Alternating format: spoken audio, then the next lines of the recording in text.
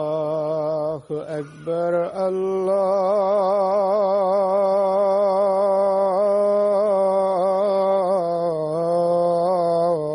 الله أكبر الله أكبر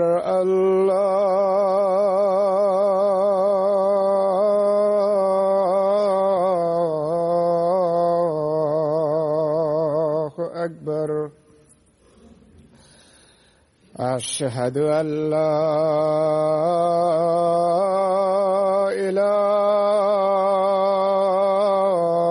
إله إلا الله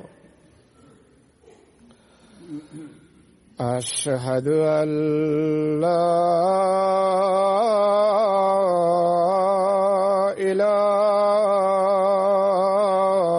إله إلا الله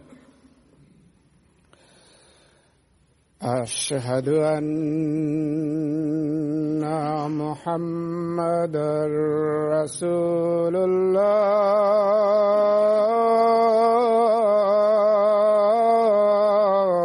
الله أشهد أن محمدًا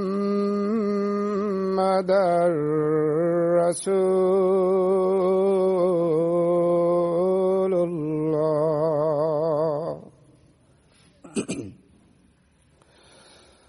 حي على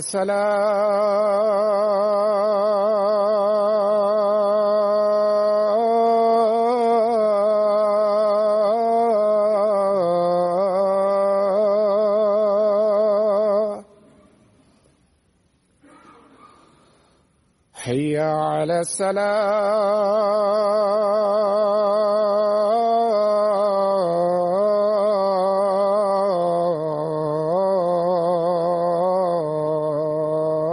الصلاة حي على الفلاح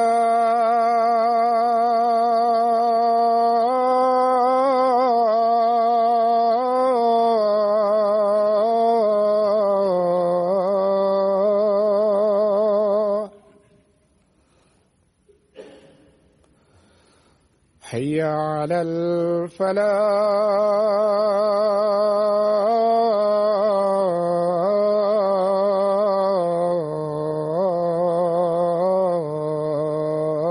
الفلاح الله أكبر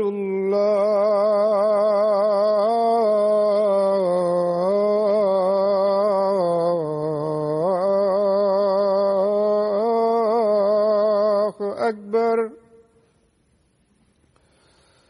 لا إله إلا الله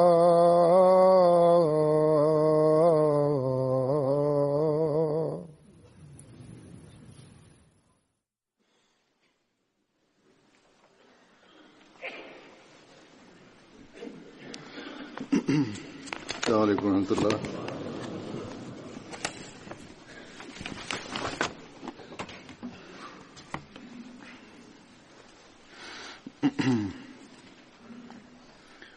أشهد أن لا إله إلا الله وحده لا شريك له وأشهد أن محمدًا عبده ورسوله أما بعد فأعوذ بالله من الشيطان الرجيم بسم الله الرحمن الرحيم الحمد لله رب العالمين الرحمن الرحيم مالك يوم الدين إياك نعبد وإياك نستعين اهدنا الصراط المستقيم صراط الذين أنعمت عليهم غير المغضوب عليهم ولا الضالين.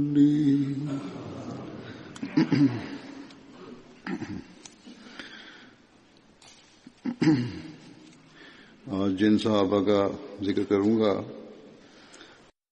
Сегодня я продолжу рассказ о сподвижниках святого пророка, мир и благословение Аллаха да пребывает с ним.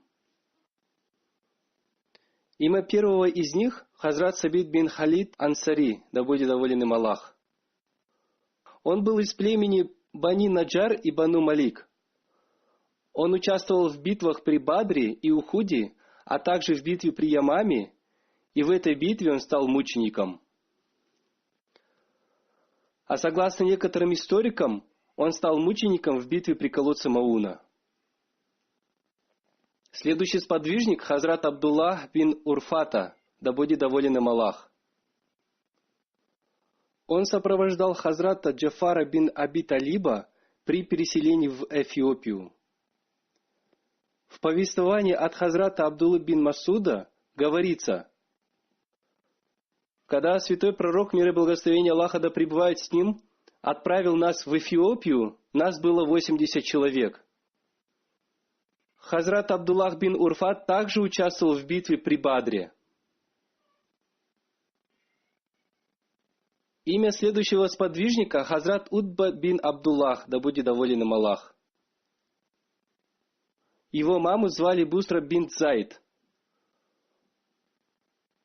Он участвовал в баяте при Акабе и в битвах при Бадре и при Ухуде.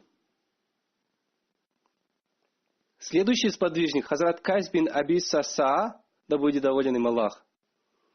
Его отца звали Ансари Амар бин Зайд. И он был известен по своему прозвищу Абу Сасаа. Его маму звали Шайба бинт Аасим. Хазрат Кайс участвовал в баяте Уба и входил в число 70 сподвижников ансаров, и также он участвовал в битвах при Бадре и при Ухуде. Когда святой пророк, мир и благословение Аллаха да пребывает с ним, вместе со своим войском сподвижников двигались на битвы при Бадре, они остановились у поселения Буютус-Сука. И те юноши, которые приехали сюда со святым пророком, мир и благословение Аллаха да пребывает с ним, чтобы участвовать в битве, отсюда вернулись обратно. Святой пророк, мир и благословение Аллаха да пребывает с ним, сказал своим сподвижникам: «Принесите мне воду Буютус-Сука». И затем он совершил намаз в этом месте. Когда святой пророк, мир и благословение Аллаха да пребывает с ним, собирался уйти из этого места, он приказал Хазрат Кайсу бин Аби Сасаа посчитать количество мусульман, и в это же время он также был назначен ответственным за воду. После этого святой пророк, мир и благословение Аллаха да пребывает с ним, и Хазрат Кайс бин Аби Сасаа остановились рядом с колодцем Аби Амра, который был расположен на расстоянии 2,5 километров от мечети святого пророка, мир и благословение Аллаха да пребывает с ним. Хазрат Кайс по приказу святого пророка, мир и благословение Аллаха да пребывает с ним, посчитал количество мусульман, и их было 313 человек. Услышав это, святой пророк, мир и благословение Аллаха да пребывает с ним, обрадовался и сказал, что количество сподвижников Талута было таким же. Относительно поселения Сука есть некоторые подробности. Известно, что это место находится на расстоянии 2,5 километров от мечети пророка, мир и благословение Аллаха да пребывает с ним. И старое название этого поселения – Хусайка. Хазрат Халлад рассказал, что святой пророк, мир и благословение Аллаха да пребывают с ним, поменял его название на Сука. Хазрат Кайс рассказывает: «У меня возникло желание купить землю в этом месте, Но раньше меня это место купил Хазрат Саад бин Аби Вакас за цену, равную цене 2 верблюдов. А согласно некоторым повествованиям, за 280 дирхемов.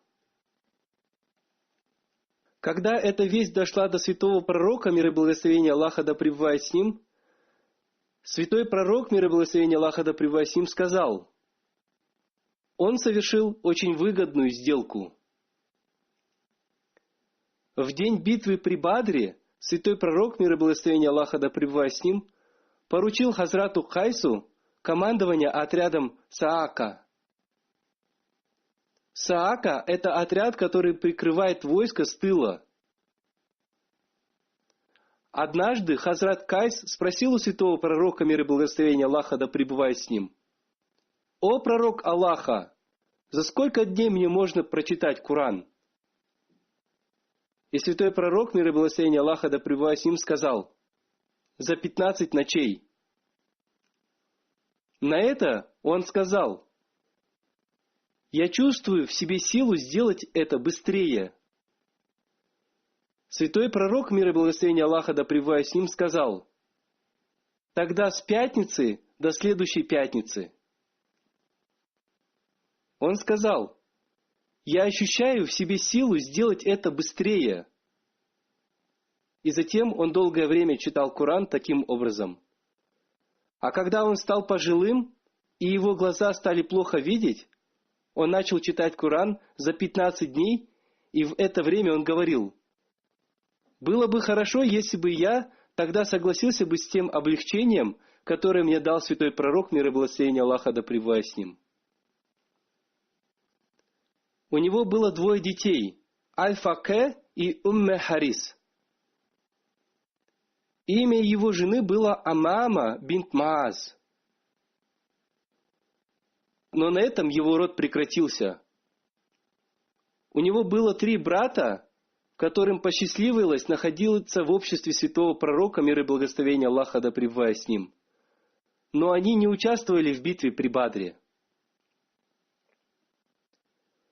Хазрат Харис, да будет доволен им Аллах, стал мучеником в битве при Ямаме. А Хазрат Абу Килаб и Хазрат Джабир бин Аби Саса, да будет доволен ими Аллах, стали мучениками в битве при Мута. Имя следующего сподвижника Хазрат Убайда бин Харис, да будет доволен им Аллах. Он был из племени Бану Муталиб и близким родственником святого пророка, мир и благословение Аллаха да пребывают с ним, и его прозвище было Абу Харис или Абу Муавия. Его маму звали Сухайла бинте Хазаи. Хазрат Убайда был на 10 лет старше святого пророка, мир и благословение Аллаха да пребывает с ним. Он принял ислам в его начальный период. Он уверовал в святого пророка, мир и благословение Аллаха да пребывает с ним, и он стал мусульманином до того момента, когда святой пророк, мир и благословение Аллаха да пребывает с ним, начал ходить в Дар Аль-Аркам, дом Аль-Аркама. Хазрат Абу Убайда, Хазрат Абу Сальма, Хазрат Абдуллах Ас-Сади, Хазрат Абдуллах бин Аркам, Макзуми и Хазрат Усман бин Мазуун, да будет доволен ими Аллах, уверовали в святого пророка, мир и благословение Аллаха да пребывают с ним, почти одновременно. Хазрат Убайда, да будет доволен им Аллах, занимал особое место в глазах святого пророка, мир и благословение Аллаха да пребывает с ним. И он был одним из вождей племени Бану Абди Манаф. Он переселился в Медину со своими 2 братьями, Хазратом Туфайл бин Харисом и Хазратом Хусейном бин Харисом. И с ними также был Хазрат Муста бин Асаса. До поездки было решено, что они встретятся в долине Наадже. Но Хазрат Муста бин Асаса отстал, потому что его ужалила змея.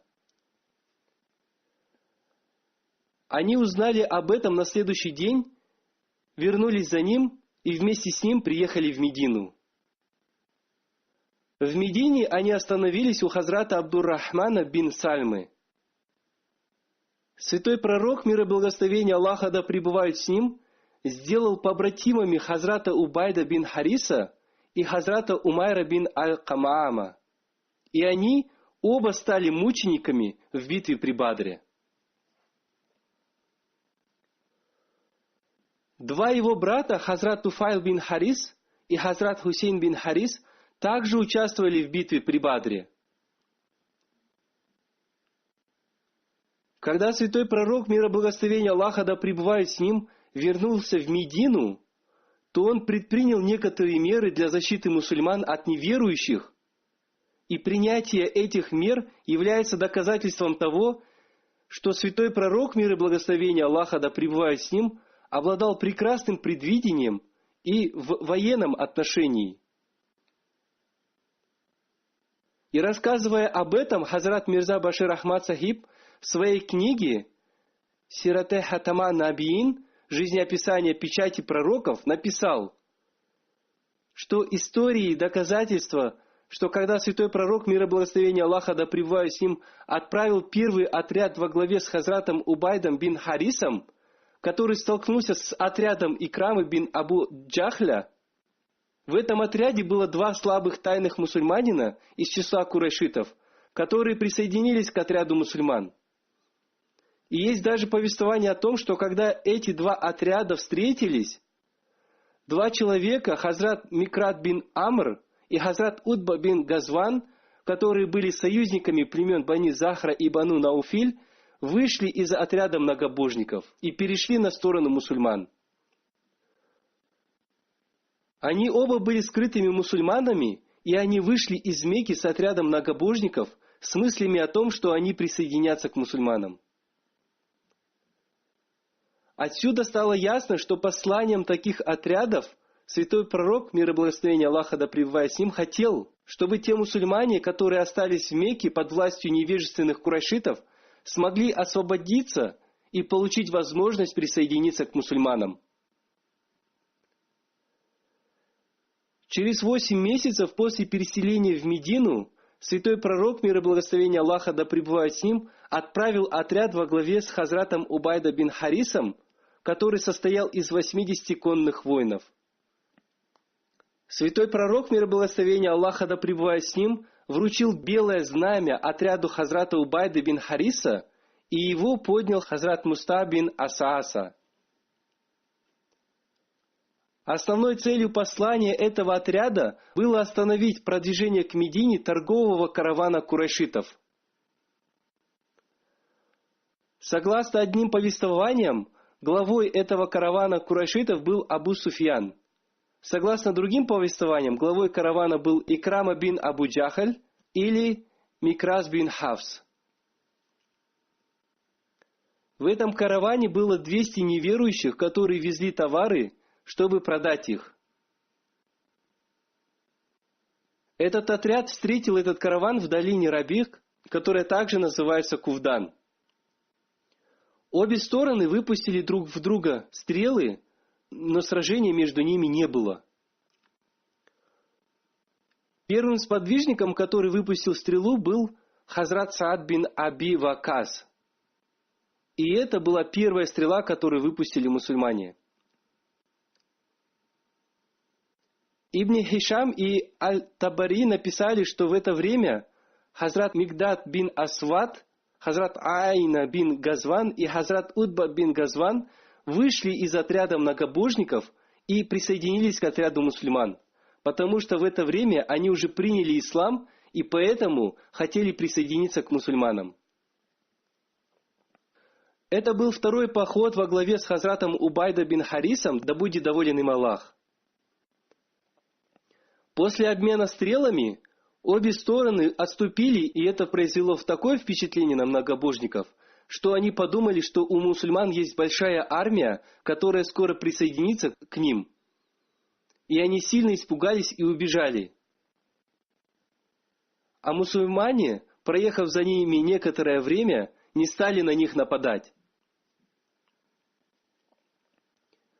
Хазрат Мирза Башир Ахмад Сахиб написал: После возвращения с битвы при Кудване, в начале месяца Рабиуль-Аваль, святой пророк, мир и благословение Аллаха да пребывает с ним, отправил отряд во главе со своим близким родственником Хазрат Убайда бин Харисом, который состоял из 60 наездников мухаджиров.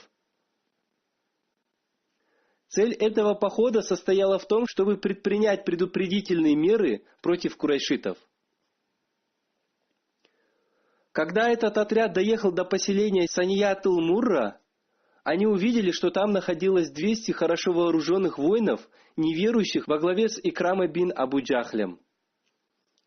Обе стороны выпустили друг в друга стрелы, но затем армия многобожников испугалась. Они подумали, что к мусульманам присоединится еще один отряд, и, испугавшись этого, они убежали.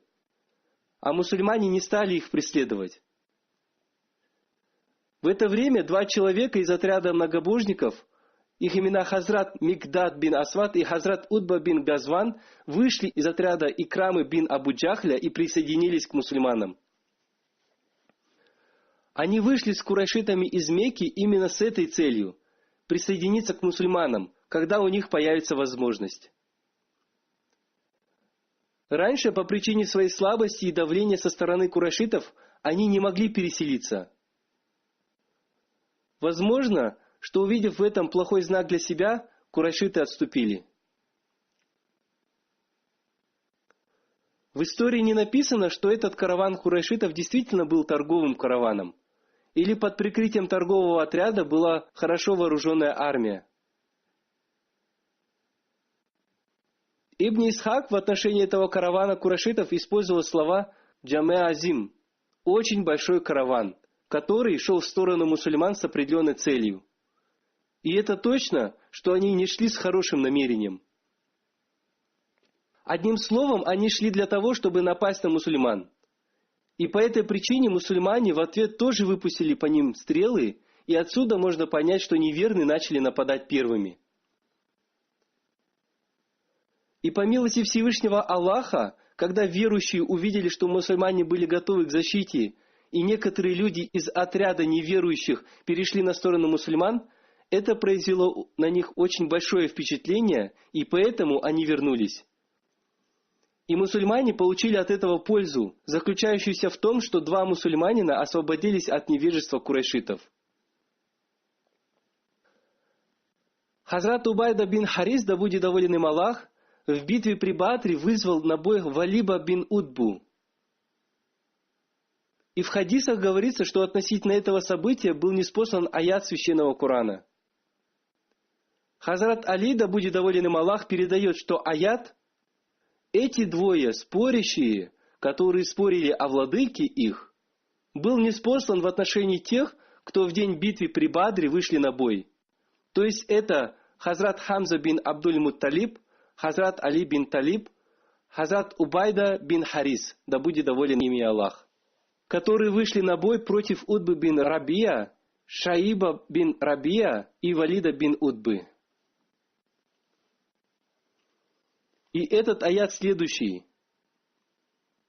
Эти 2 спорящие, которые спорили о владыке их, а тем, которые не уверовали, будут скроены для них одежды из огня, и сверху голов их прольется вода кипящая. Одним словом, о подробностях этого боя говорится в сборнике хадисов Абу Дауда. Хазрат Али, да будет доволен им Аллах, передает: Ута бин Рабия, его сын и брат вышли и громко объявили: «Кто может выйти на бой с нами?» В ответ на это вышло много ансаров, и они сказали: «Мы готовы сразиться с вами». Утба спросил: «Кто вы?» Они ответили, что они ансары. Утба сказал: «У нас нет к вам никаких претензий. Мы пришли сражаться только с сыновьями своих дядей». В ответ на это святой пророк, мир и благословение Аллаха да пребывает с ним, сказал: «О Хамза, о Али и о Убайда бин Харис, встаньте!» Хазрат Али рассказывает: как только мы услышали эти слова святого пророка, мир и благословение Аллаха да пребывает с ним, Хазрат Хамза и я вышли против Утбы и Шаиба, и Хазрат Убайда бин Харис вступил в сражение с Валидом, и они очень сильно поранили друг друга. И затем мы, покончив со своими противниками, обратились к Валиду и убили его. Потом мы увезли Убайду с поля битвы. Во время боя Валид с большой яростью напал на Убайду бин Хариса и отрубил ему колено. После завершения битвы святой пророк, мир и благословение Аллаха да пребывает с ним, привез его в место Сафраа. Сафраа – это место, которое находилось недалеко от Бадра, и там он похоронен. Согласно некоторым повествованиям, когда колено Хазрата Убайда бин Хариса было отрублено, и на его месте зияла окровавленная рана, его привезли к святому пророку, мир и благословение Аллаха да пребывает с ним, и он спросил его: «О пророк Аллаха, являюсь ли я мучеником?» Хазрут поясняет: он задал этот вопрос, поскольку он был ранен во время битвы, но не умер сразу. Святой пророк, мир и благословение Аллаха да пребывает с ним, сказал: «Конечно, ты являешься мучеником». Есть еще одно повествование о том, что когда привезли Хариса бин Убайду к святому пророку, мир и благословение Аллаха да пребывает с ним, святой пророк, мир и благословение Аллаха да пребывает с ним, положил его голову к себе на колени, и в это время Хазрат Убайда сказал: «О, если бы сегодня был жив Абу Талиб, то он узнал бы, что я являюсь более достойным того, о чем он часто говорил». Он говорил: «Это является ложью, что мы отдадим вам Мухаммада, мир и благословение Аллаха да пребывает с ним. Это будет возможно только тогда, когда все мы, находящиеся вокруг Мухаммада, мир и благословение Аллаха да пребывает с ним, будем убиты и оставим без попечения своих жен и детей». Такими были чувства этих людей. Хазрату Убайду бин Харису во время смерти было 63 года. После рассказа об этих нескольких сподвижниках святого пророка, мир и благословение Аллаха да пребывает с ним, я хочу рассказать об одном очень искреннем служителе общины, посвятившего свою жизнь служению религии, и миссионере из Индонезии по имени Сайюти Азиз Ахмад. Он скончался 19 ноября этого года. Инна лилляхи ва инна иляхи раджун. У Сайюти Сахиба были серьезные проблемы с сердцем, и для лечения его отправили в Рабву, в институт сердца имени Тахира.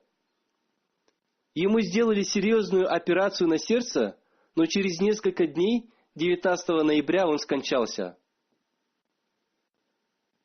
Он оставил 2 сыновей, 2 дочерей и 10 внуков и внучек. И 6 из них являются вакфинау. Он родился 17 августа 1947 года в городе Бане в провинции Южная Сулавеси, Индонезии. Он учился в Джамия Ахмадия, Ахмадийском университете в Рабве, с сентября 1966 года до октября 1971 года. В апреле 1972 года он был назначен главным миссионером Индонезии. Посмотрев на его прекрасную миссионерскую деятельность, в 1985 году ему дали диплом миссионера-шахида.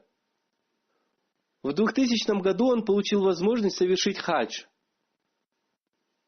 7 лет, с 1972 по 1979 год, он служил в качестве миссионера в провинции Южная Суматра, в Лампонг-Джами и Бенкулу. С 1979 по 1981 годы он служил в качестве преподавателя в миссионерской школе. С 1982 по 1992 год он служил в качестве ректора Джамии Индонезии. В этот период его служения ему вручили диплом миссионера-шахида. С 1992 по 2016 год он служил в качестве ответственного за проповедование.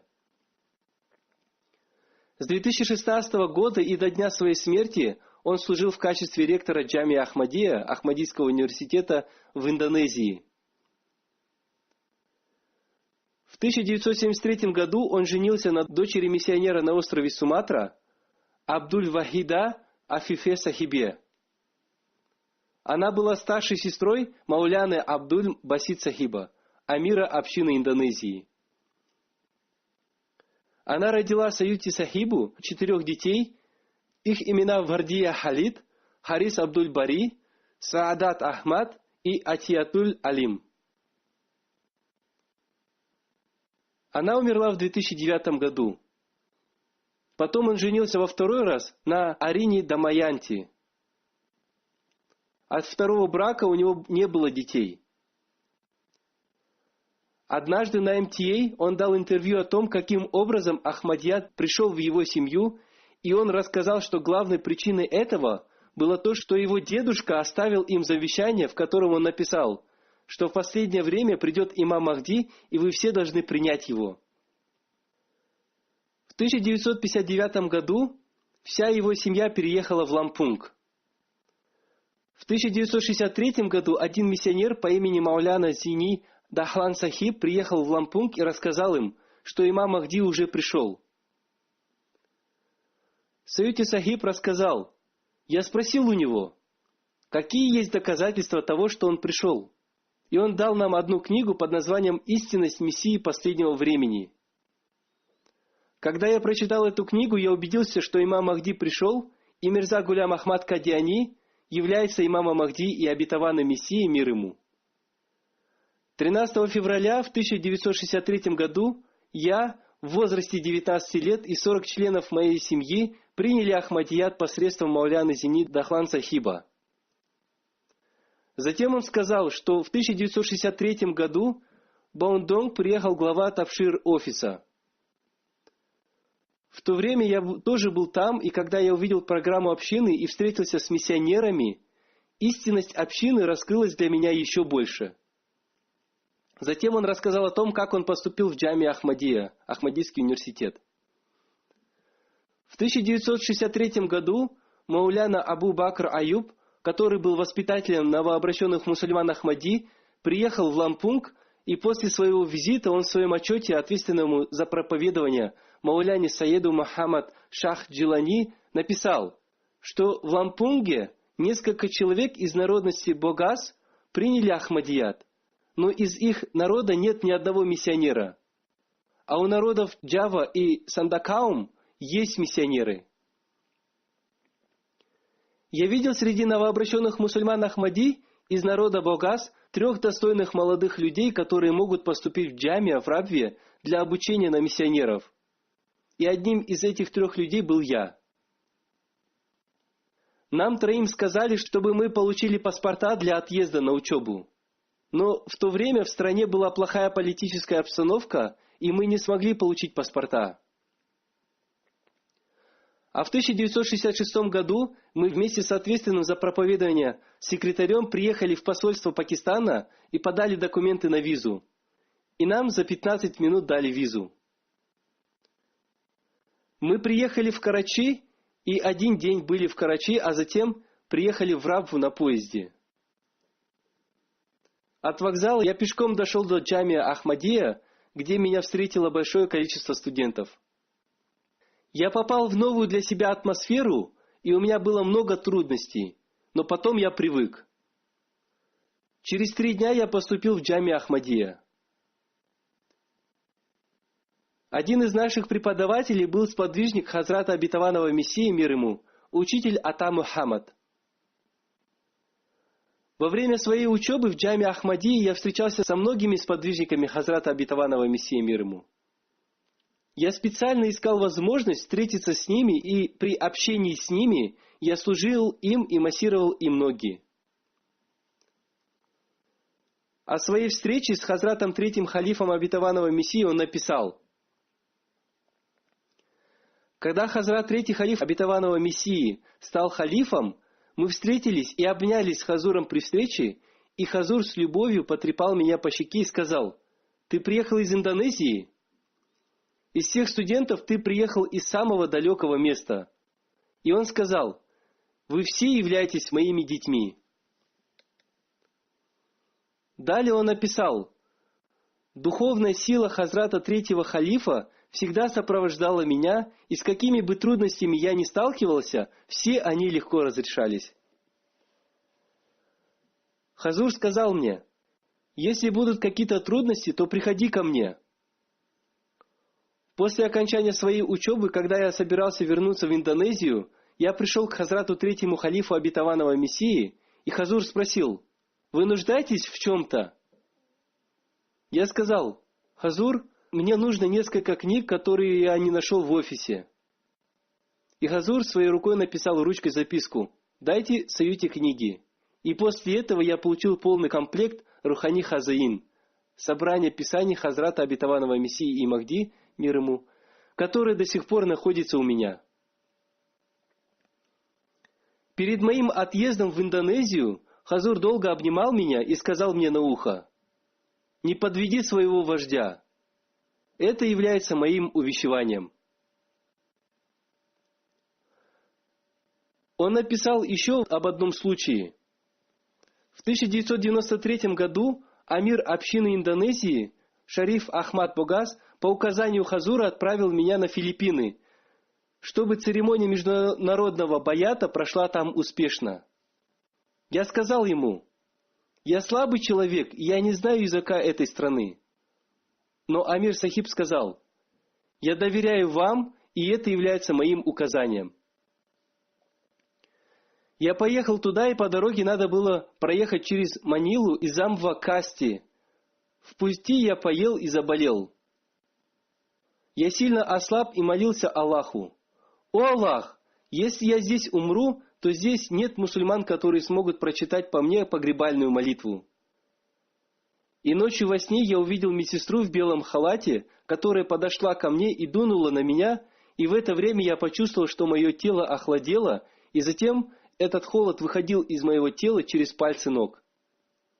Утром, когда я встал, я полностью выздоровел. И я продолжил свою поездку в Тави-Тави. И по милости Аллаха в течение месяца 130 человек там приняли Ахмадият. Абдуль-Басид Сахиб, амир общины Индонезии, пишет: являясь миссионером и зятем Саюти Сахиба, я тесно с ним общался и знал его очень хорошо. Он был очень простым, смиренным и искренним человеком. Он проявлял терпение во всех ситуациях. Он был регулярно совершающим тагаджуд и сильно уповал на Аллаха. Он имел большую искренность и любовь к системе общины и Ахмадийскому халифату. И он всегда отдавал предпочтение делам общины перед своими личными делами. Он был успешным служителем общины. На какой бы должности он ни находился, должности миссионера, преподавателя джамия, ректора джамия Ахмадия или ответственного за проповедование, любую задачу, которую ему поручали, он всегда выполнял с большой искренностью и преданностью. Он был прекрасным примером и образцом, посвятившим свою жизнь служению религии. Масун Сахиб, заместитель ректора Индонезии, пишет: Саюти Сахиб учил переводу Корана студентов 3, 4 и 5 курса джамия Ахмадия. Он преподавал калам старшим курсом, и для этого он сам перевел книгу Хазрата второго халифа обетованного Мессии, да будет доволен им Аллах, Ирфани Илляхи, на индонезийский язык. И когда его здоровье ухудшилось и он ослабел, ему стало трудно передвигаться, и студенты стали приходить к нему в офис. До своей поездки в Рабву он провел последнее свое занятие 8 ноября 2018 года. Он всегда говорил, что по решению халифа времени в джамия Ахмадия Индонезии разрешили обучать студентов для получения ими диплома миссионера-шахида. Поэтому вы должны соответствовать чаяниям имама времени, и вы должны прилагать большие усилия для этого. Одна его дочь, Вардия Сахиба, пишет: Папа полностью посвятил себя служению общине и был погружен в дела общины до такой степени, что мы очень редко могли погулять с ним. Но мы понимали, что таковой и является жизнь человека, посвятившего свою жизнь служению религии. И он научил своих детей, что время человека, посвятившего свою жизнь служению религии, не его время, а время общины. В воспитании детей его принцип заключался в том, что он не так много увещевал, но показывал своим личным примером. Затем она пишет: «Когда заболела моя мама, он с большим терпением служил ей и все домашние дела выполнял сам. В Рамазан он всегда сам готовил пищу для сухура и ифтара и никогда не говорил: «Приготовьте для меня то-то и то-то». Он привык все дела делать сам». Его сын Саадат Сахиб пишет: «Он воспитывал нас с большим терпением, но что касается намаза, он часто обращал наше внимание на необходимость соблюдения намаза. И он всегда увещевал нас совершать намаз коллективно в мечети. И если меня не было в мечети, то он сам лично искал меня и приводил в мечеть. Он всегда говорил: никогда не пропускайте намаз, совершайте и молитвы сунны, и регулярно читайте Коран». Его дочь Атиятуль Алим написала, что он всегда говорил правду и никогда не говорил лжи, даже в шутку. Он никогда не пропускал молитвы тахаджуд и всегда совершал молитву коллективно в мечети. Кроме тех дней, когда он болел, я не видела его совершающим молитву дома. Его вторая жена рассказала, что до поездки в Рабву на лечение он сказал мне и детям, что моя семья – это мои домашние, и мое наследство – это Ахмадийский халифат. И моя жизнь и моя смерть только ради общины. В этом году он с большим желанием участвовал в Джальсе Саляна в Германии. Дети ему сказали: «Вы болеете». Он сказал, что хочет встретиться с халифом времени, и это была его последняя встреча со мной. Его жена рассказала, что он был прекрасным мужем, и сути повиновения я научилась у него. Ради дел общины он никогда не обращал внимания на свое здоровье. Его зять пишет: в 2005 году, когда стало известно, что противники Ахмадията хотят напасть на центр общины, всем молодым людям сказали, чтобы они пришли для защиты центра общины, и я тоже был там. Саюти Сахиб в то время был ответственным за проповедование, и я видел, что он никогда не боялся, и всю ночь он приходил в центр общины и поддерживал молодежь. Он очень сильно любил институт Ахмадийского халифата и всегда говорил: «Я являюсь посвятившим жизнь служению общины, и я ничего не делаю без разрешения халифа времени».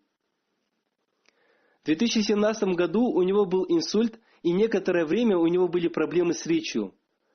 Но даже в это время он регулярно читал книги и всегда старался каким-то образом прийти в джами Ахмадия и преподавать студентам. Ахмад Сахиб, секретарь по воспитанию, пишет: когда кто-то давал ему хороший совет, то он, проявляя большое уважение, благодарил его. И если у него возникали какие-то трудности в каком-то деле, он с большой искренностью просил совета.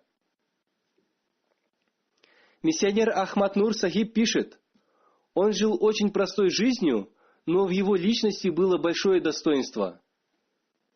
И несмотря на свой почтенный возраст, он всегда был активен в делах общины, как молодой человек. Одно его увещевание я никогда не забуду. Он сказал мне: «Никогда не отворачивайся от Аллаха. Проси у Него, поскольку Он никогда не отказывает мольбе своего раба». Во время выпускного экзамена он с рыданием и с большим чувством сказал мне: «Никогда не отказывайся от вакфа, посвящения жизни служению религии». Человек, который отказывается от вакфа, посвящения жизни служению религии, потерпит большой убыток. Один человек пишет: Саюти Сахиб приехал в Кандари и увещевал, что миссионер должен реализовывать планы общины, где бы он ни работал. И если в этом деле есть какие-то внешние и внутренние проблемы, то он должен это делать, несмотря на эти проблемы.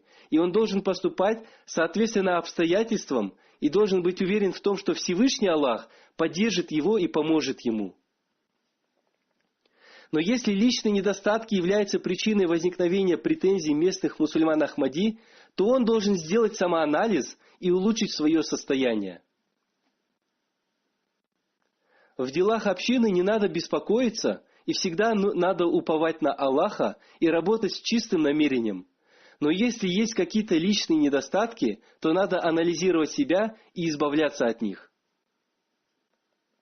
Халид Ахмад хан Сахиб, миссионер, пишет, что во время учебы в джаме Ахмадия Сайюти Сахиб был для нас ярким образцом в духовной и нравственной жизни. Он уделял очень большое внимание совершению коллективной молитвы, и он всегда вовремя приходил в мечеть, и иногда даже до наступления времени намаза. И даже до своих последних дней, будучи больным, он всегда обращал на это внимание. Миссионер Хашим Сахиб пишет, что в джаме Ахмадия мне посчастливилось изучать калам у Сайюти Сахиба. Во время преподавания он часто проводил опрос студентов и всегда поощрял ответы студентов. Один раз он задал вопрос о том, что является самым большим доказательством истинности Ахмадията. Мы по очереди давали свои ответы из Священного Корана, хадисов и других источников. Выслушав наши ответы, он сказал: «Самым большим доказательством истинности Ахмадията являюсь я сам». То есть каждый мусульманин Ахмади должен считать себя самым большим доказательством истинности Ахмадията. Старайтесь сделать себя достойным того, чтобы каждый из вас стал доказательством истинности Ахмадията. Таким образом он воспитывал студентов. Если человек поступает достойным образом, то он сам становится доказательством истинности Ахмадията. Он слушал хутбы, пятничные проповеди халифа времени с большим вниманием, и после этого обсуждал со студентами каждую пятничную проповедь и уточнял, правильно ли они поняли суть хутбы. И он всегда увещевал студентов повиноваться халифу времени. Миссионер Шамсури Махмуд Сахиб написал: Сайюти Сахиб был успешным, посвятившим свою жизнь служению.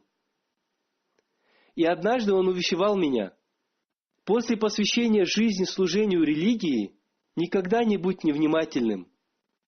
Отдаление от посвящения жизни служению – это отдаление от общины. Всегда помни об этом. Он повторил это предложение еще раз, и когда он это говорил, его глаза были красными от слез. Миссионер Юсуф Исмаил Сахиб пишет: после того, как меня назначили главным региональным миссионером, я приехал на встречу с Сайюти Сахибом, и в то время он был ответственный за проповедование, и я сказал ему: почему меня назначили главным региональным миссионером? У меня есть много недостатков и мало опыта, и я не являюсь достойным такой ответственности. Люди, имеющие большой опыт, являются более достойными, чем я. В ответ на это Сайюти Сахиб с большой прямотой и просто сказал: кто вам сказал? Вы являетесь самым достойным, и поэтому являетесь главным региональным миссионером. Вам поручили эту должность для того, чтобы вы учились и создали в себе чувство выполнения своих обязанностей. Затем он сказал: мы являемся слабыми людьми, и если мы имеем связь со Всевышним Аллахом, то Он создаст облегчение во всех наших делах. Запомните только одно. Служите ли вы в качестве главного регионального миссионера или обычным миссионером, если у вас есть прочная связь со Всевышним Аллахом, то Он создаст для вас облегчение и дарует успехи. Главный менеджер МТА Индонезии Аханвар Сахиб пишет: однажды у нас возникла большая проблема, и я прислал Сайюти Сахибу сообщение, чтобы он молился для разрешения этой проблемы. Но не получил никакого ответа. После этого он попросил у кого-то номер моего телефона, и на следующий день мы с ним встретились, и он сказал мне: вы написали мне, чтобы я молился за вас, но написали ли вы об этом Хазуру? Когда я сказал ему: да, мы написали Хазуру, он обрадовался и сказал: это является правилом, и в это время из его глаз потекли слезы, и в его словах была большая любовь к халифу времени. Было еще несколько событий, когда он проявлял большую любовь и эмоциональность относительно института халифата. По милости Всевышнего Аллаха покойный был Муси. 23 ноября его тело привезли из Пакистана в Индонезию, и 24 ноября его похоронили в Парфуме, на части кладбища, отведенную для мусьян. В его погребальной молитве участвовало много людей. Да возвысит Всевышний Аллах его степени и дарует ему высокое место в раю. Дай Аллах терпение всем его близким, и дай Аллах возможность его потомкам следовать по его стопам. После пятничной проповеди я проведу его заупокойную молитву в Джаназа Гайб.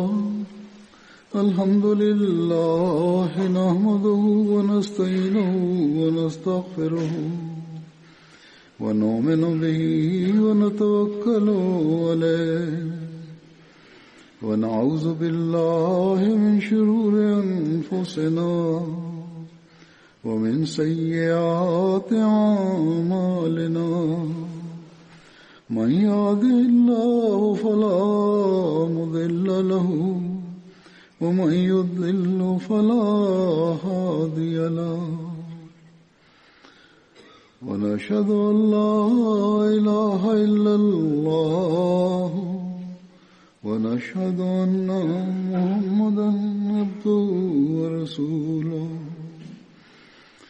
عباد الله رحمكم الله إن الله يأمر بالعدل والإحسان وإيتاء ذي القربى وينهى عن الفحشاء والمنكر والبغي يعظكم لعلكم تذكرون اذكروا الله يذكركم وادعوه يستجب لكم ولذكر الله أكبर. नमाजों के बाद मैं जनाज़ा गायब भी पढ़ाऊंगा.